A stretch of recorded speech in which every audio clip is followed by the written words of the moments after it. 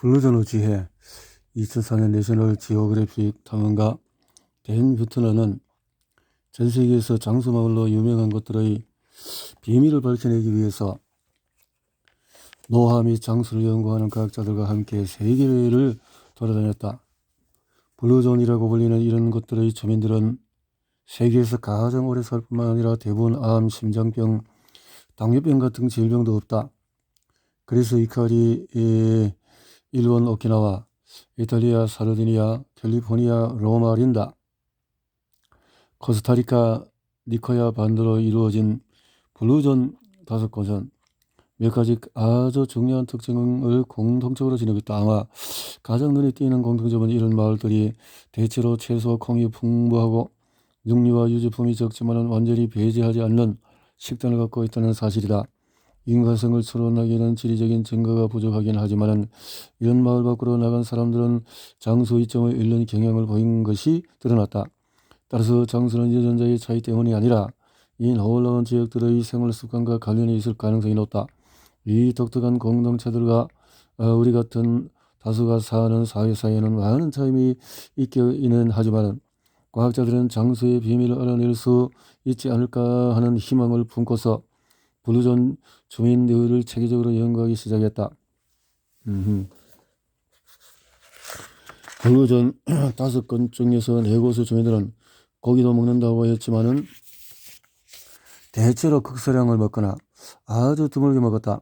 사실 이 자라는 그들이 평균적으로 하루 동안 먹는 음식 중에서 약 5%만이 동물성 식품이고 대부분은 식물성 식품임을 시사했다. 이는 그들이 저탄 식사법을 택하지 않는다는 의미이기도 했다.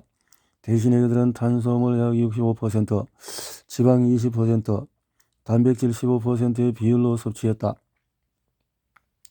블루존 3곳의 사람들은 유제품도 적당량 섭취한다. 캘리포니아 로마린더의 제7 안식 재림교 공동체는 채식을 고수하며 따라서 육류 이외의 다른 동물성 식품 섭취는 제한하지 않는다. 많은 미국인들처럼 그들도 치즈와 요구르트를 즐기며 때로 우유 제품도 사먹는다. 그래서 이카리아와 이탈리아, 사르디니아에서 염소와 양을 치는 것이 삶의 일부이기에 주민들은 의뢰 요구르트, 발효 치즈를 먹는다. 그러나 이런 것들은 산업화한 대부분의 세계에 있는 슈퍼마켓에서 파는 공장식 축산업체에서 생산된 당을 첨가하고 고도로 가공된 유제품과 다르다. 또 블루존의 당 소비량은 다른 지역들에서 전형적으로 소비되는 양에 비하면 미미한 수준이다. 평균적으로 미국인들은 블루존 주민들보다도 자당을 약 5배 더 먹는다. 세계의 많은 지역에서는 이렇게 많은 설탕 섭취가 의도한 것이 아닐 수도 있다. 그저 앉아서 과자를 먹고 있을 뿐이겠지만 유감스럽게도 저지방 요구르트에서 삶은 콩과 더 나아가 건강해 보이는 샐러드에 이르기까지 우리 가공식품에는 당을 첨가한 것이 아주 많다. 미국에서 인기 있는 한 중국 식당 치킨 샐러드에는 설탕 44g이 들어간다. 온종일 먹으시 이것이 그 요리뿐이라고 해도 블루존에서 하루에 먹는 설탕량의 2배에 달한다.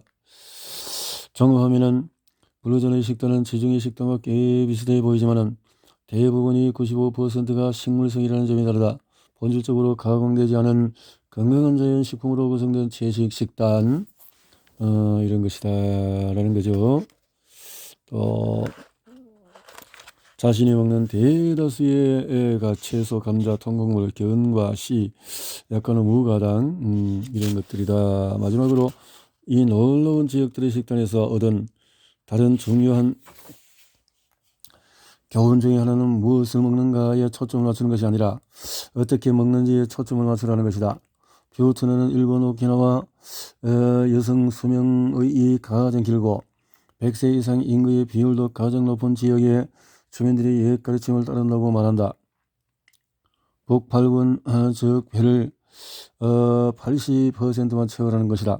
이 가르침에서 오키나와인들은 하루에 1800에서 1900칼로리만 섭취하는 경향이 있고 BMI가 평생 20초 반으로 유지된다. 많은 연구자들은 사실상 평생 지속되는 이 적절한 열량 제한이 오키나와를 비롯해서 블루존 지역들의 놀라운 기대 수명을 설명할 수 있지 않을까 추측해왔다.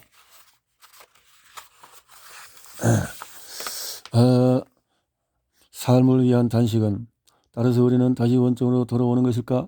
이 조사 결과는 그저 오래도록 건강하게 사는 방법이 수십 년 동안의 음식 섭취량을 대폭 줄이는 것임을 재확인해 주는 것에 불과할까? 과학자들은 전통적인 연령 제한의 수명을 늘리고 발명을 놓치는 최선의 또는 확실한 식사법일 수 있지만 그것이 유일한 방안은 아닐 것이라고 추정해왔다. 지난 몇 년 사이에 연령 제한을 저된 장수 식사법이라는 지위에서 끌어내리겠다고 위협하는 식사법이 점점 인기를 끌어왔다. 바로 단식법이다. 다양한 단식법을 옹호하는 이들은 단식이 연령 제한 식사법과 거의 동일한 혜택을 제공할 수 있으면서 한 가지 중요한 점에서 다르다고 주장한다. 바로 유지하기가 쉽다는 것이다. 사실 단식이 여러 면에서 연령 제한 아리라는 증거는 꽤 많다.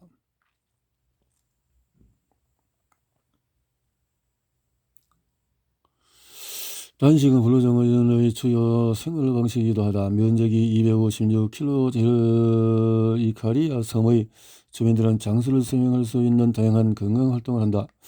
그들은 지역에서 생산된 유기농 식품을 먹는다.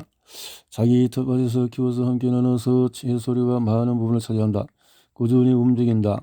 운동하고 또 휴트너가 관찰한 또 한 가지 흥미로운 현상은 그들이 단식을 한다는 것이다. 그것도 많이 한다. 그들이 그래서 정교의 니스티아라는 단식 활동을 지키기 때문이다. 이카리안들은 해마다 약 150일을 단식을 한다. 해마다. 여기에는 크리스마스 금식 40일, 사순절 금식 48일, 사도들의 금식 8에서 42일, 성모 안식 금식 2주가 포함된다. 또 1년 내내 수요일과 금요일도 거의 다 금식일로 정해져 있다. 이런 종교적인 금식 기간에는 철저히 단식을 하는 것이 아니지만은 무슬림의 라마단이나 유대교의 대속제일에 낮에만 금식하는 것과는 비슷하다. 특정한 음식을 삼간다. 대개 육류, 유제품, 생선이 그렇고 이따금 기름도 포함된다. 이런 금식은 혈량을 직접적으로 제하는 것은 아니지만은 연구자들은 금식 기간에 금식을 하는 이들이 그렇지 않은 이들보다도 하루에 약 300칼로리를 덜 섭취한다는 것을 알았다. 작아 보이긴 하지만 한 해 전체로 보면 약 45,000 칼로리를 덜 섭취하는 셈이다. 단식의 역사는 고대 이집트, 그리스, 중국, 인도 미면까지 거슬러 올라간다. 단식이 종교적인 영적 관습을 따르는 것도 많지만은 건강, 치유, 재생을 도모하는 치료 행위로 쓰였음을 시사하는 원언들도 있다. 플라톤, 소크라테스, 히포크라테스도 비슷한 방법을 썼다. 세계 반대편에서 진나라 이전 시대의 도교 선인들은 벽곡이라는 양생법을 실천했다. 곡물을 피하고 대신에 요리하지 않은 씨앗, 견과나무 진, 수액, 나무 껍질, 뿌리를 아주 소량만 먹는 방식이었다. 그들의 단식이 건강 평온뿐만 아니라 영적 깨달음도 촉진한다고 여겼다. 영생과 신선으로 나아가는 첫걸음이었다. 음식 대신에 호흡, 생기, 기운을 뜻하는 기로부터 자양물을 얻을 수 있고 그러므로서 우리 각자의 몸에 들어있으면서 질병을 일으키고 죽음을 촉진하는 사악한 벌레인 삼시를 없앨 수 있다고 보았다. 사회상 노화의 원인들을 말이다. 현대의 과학적인 방법과 서양 의학의 몇몇 개념보다도 먼저 앞서 존재했다. 그러자 관찰된 효과가 오로지 먹이 섭취량을 줄였기 때문에 나타난 것인지 아니면 꾸준히 단식을 시킨 결과인지 궁금증이 생겼다. NIA의 연구진은 이 궁금증을 풀기 위해서 논리적으로 그 다음 단계가 될 실험을 했다. 그들은 총 열량 섭취량은 줄이지 않은 채 생쥐들에게 하루일로 먹이를 주었다. 생쥐들은 본질적으로 정상적으로 식사를 하는 생쥐들과 먹는 양이 동일했지만 먹는 시간이 더 한정되어 있었다. 연구진은 이 생쥐들의 혈당 수치와 인슐린 민감성이 개선되었음을 알아차렸다. 또 단식 생쥐의 뇌에 있는 신경세포들이 독성 스트레스 인자들에 덜 손상된다는 것도 밝혀냈다. 그리고 열량 제한 동물과 비슷하게 단식 생쥐도 심혈관 질환과 또 뇌졸중 위험이 줄어들었다. 게다가 이 혜택은 설치류에만 관찰된 것이 아니었다. 최근에 NIA 과학자이자 열량 제한과 간헐적인 단식 분야의 개척자 중 한 명인 마크 매트스는 보디빌더들이 몸을 만들려고 애쓰다가 거의 우연히 단식의 혜택을 접하는 사례들이 많다는 것을 알아차렸다.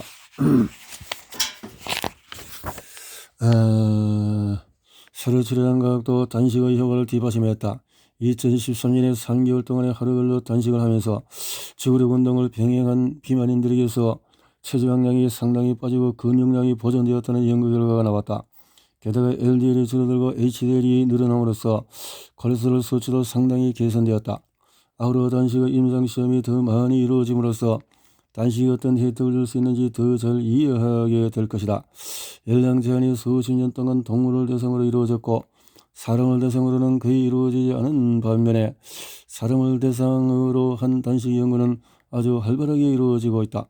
주된 이유는 제한된 단식 식사법을 할만하다고 여기는 이들이 많기 때문이다. 사람들의 생활습관과 단식을 끼워 넣는 일은 덜 거리며 따라서 참가자를 모집하기도 훨씬 쉽다. 또 이는 단식이 전반적으로 그렇게 인기를 끌게 된 이유도 설명한다.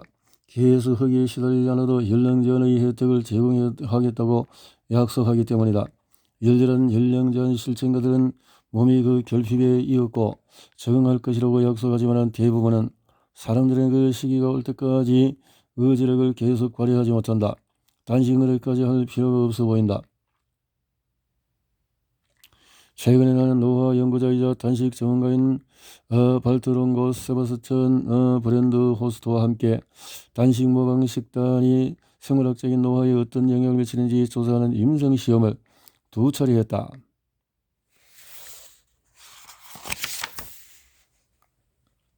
예상한 대로 두 임상시험에서 FMD를 제외한 이들은 BMI, 총지방, 피부 및 지방, 내장 지방 모두가 상당히 감소했다. 가장 흥분되는 결과는 FMD가 간에 지방이 얼마나 들어있는가를 평가하는 간지방 함량도 줄이라고 나와 있다는 것이다. 이 값은 비알코올 지방간 질환 위험을 반영함으로 중요하다. 앞서 내가 개발한 척도를 써서 우리는 FMD를 3주기 거친 뒤에 참가자들의 신체 나이가 처음보다 약 2.5년 전비에 나오는 것을 발견했다. 이런 결과들은 흥분을 불러일으키지만 고려할 단서들이 몇 가지가 있다.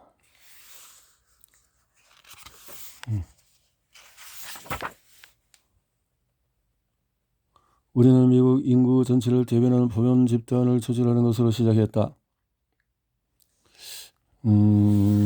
이렇게 해서 우리는 50세인 사람들을 기준으로 삼고 2가지 가능한 시나리오를 상정하여 시뮬레이션을 돌린 뒤 비교했다. 시뮬레이션을 결과로 또 단식의 열량 제한보다도 실천하기 훨씬 쉬워 보인다. 데이터를 보고서 여생도 간에 20%씩 덜 먹어야겠다고 의욕을 부리는 일은 그다지 일어날 것 같지는 않지만 많은 이들은 이따금 짧은 기간 동안에 먹는 것을 제한하기만 하면 된다는 생각을 쉽게 받아들인다. 단식의 또 한 가지 이점은 다양한 형태를 취할 수 있는 듯하다. 자신에게 잘 맞는 방식이 무엇인지를 고를 수 있는 의미다. 지난 몇 년 사이에 6가지가 넘는 단식요법이 제시되었다. 아직 어느 것이 더 나았다고 말하기에는 데이터가 부족하며 어느 방식이 더 효과가 있는지는 사람에 따라서 다를 수도 있다. 하지만 신체 나이 척도에 탁월한 점은 저마다 다양한 방식을 시험하면서 어느 것이 더 나은지 알아볼 수 있다는 것이다. 우리는 이 척도가 꽤 빨리 반응을 보일 수 있다는 것을 보여주었다. 따라서 어느 방법이 자신의 생활 습관과 전반적인 건강에 잘 들어맞는지를 사람들이 직접 검사할 수 있다. 모두에게 잘 들어맞는 방법 같은 것은 없으며 어느 방법이 자신에게 적합한지를 판단하는 일은 사실상 자기 자신에게 달려있다.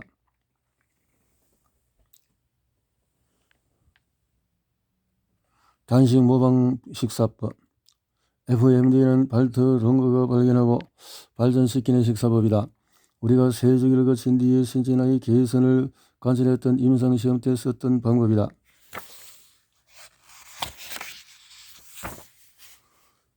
자신이 직접 음식을 준비하여서 다이를 할 수도 있지만 격일 단식도 있고 비만의 지원자는 이렇게 하기도 하고 5대2 식사법도 있고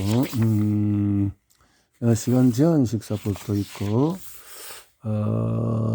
그래서 매일 16시간, 18시간 단식한다는 이런 단식도 있고, 단식의 경험적인 토대, 이렇게 단식은 통해서 오토파지의 효과를 볼 수 있다는 거죠. 그래서 케톤증은 단식 때 일어나는 정형 변화 중에 하나는 에너지원이 다른 물질로 전환된다는 것이다. 단식할 때 몸은 포도당이나 글리코겐을 소비할 것이다. 그것들이 고갈되면 몸은 지방을 태우기 시작한다. 지방은 몸에서 가장 농축된 에너지원이다. 이 지방은 케톤이라는 화학물질로 전환되는데 케톤의 에너지 효율이 높다. 그래서 많은 과학자들은 케톤이 다양한 노화 관련 질환으로부터 몸을 보호한다고 본다. 이상적인 체계 같은 것은 없지만 세포 에너지 효율이 100%에 가까울수록 노화는 느려질 수 있다. 암이 증식에 필요한 에너지를 포도당에서 주로 얻으므로 케톤이 암종의 발달과 증식 억제에 도움을 줄 수 있다는 연구 결과가 많이 나와 있다. 케톤의 염증 과정을 억제한다고 알려져 있으므로 관절염 같은 질병으로부터도 몸을 보호한다고 여겨진다.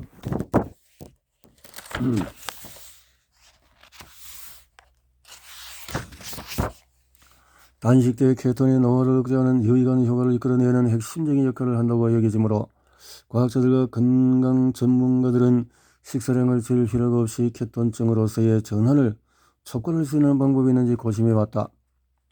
케톤 생성 식단은 기본적으로 열량의 5에서 10%만 탄수화물 해서 대부분은 지방에서 나머지는 단백질에서 얻어야 한다. 이 식단은 1920년대에 나왔는데 당시에는 주로 간질이 있는 아동을 치료하는 데 쓰였다.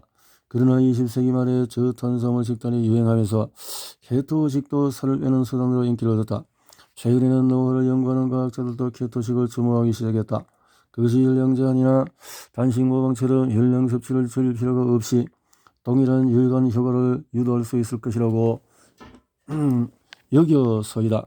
식단에 탄수화물을 제한한다면 몸이 케톤을 주된 에너지원으로 삼도록 강제로 바꿀 수 있다. 이쯤 들으면 케토식이 노후를 늦춘다는 목표에 도달할 방법처럼 보이기 시작하지만 케토 친화적인 식단을 꾸리려면 아직 기다리는 편이 나을 수 있다. 대개 많은 것들이 그렇듯이 케토식도 중력을 지킬 때 최선의 효과를 낳는 듯하다. 장기 케톤증의 또 하나의 문제는 케톤산증이 생긴다는 것이다. 마지막으로 또 한 가지 위험은 케토식이 요구하는 다량 영양소 비율을 맞추려면 대부분 사람들이 육류를 비롯한 동물성 식품을 대량으로 먹어야 한다는 것이다. 저탄고지가 목표라면 치즈달걀 스테이크를 많이 먹는 것이 목표를 달성할 쉬운 방법이다. 반면에 자연식물식에 포함되는 식품 중에서 상당수는 그런 목표를 충족시키는 데 한계가 있다. 지금까지 나온 모든 데이터에 비춰볼 때 간헐적 단식이나 단기적인 케토식에 나타나는 케톤증 생성적인 생물학적인 노화를 주고 전반적인 건강을 개선하는 효과적인 방법인 듯하다.